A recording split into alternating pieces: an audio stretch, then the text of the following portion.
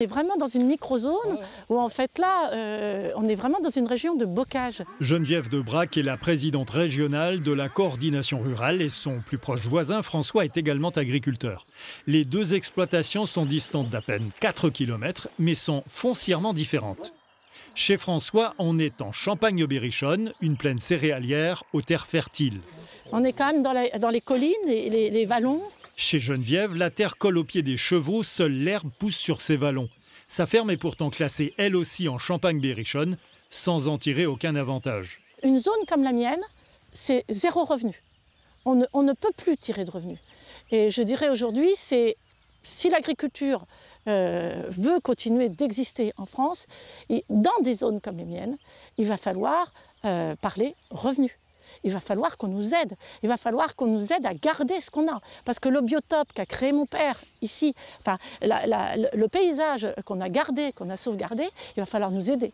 Aujourd'hui, la politique agricole commune ne vient pas au secours de tous ces territoires. Ici, on a même supprimé l'indemnité compensatoire de handicap naturel, car l'Europe a imposé à la France un maximum de 10% des terres agricoles éligibles à ce dispositif. Oh, bah, mes filles!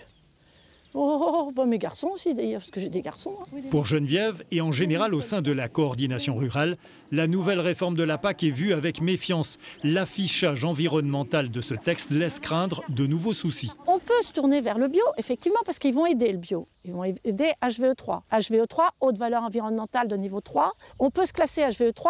Moi, je vais faire la démarche certainement.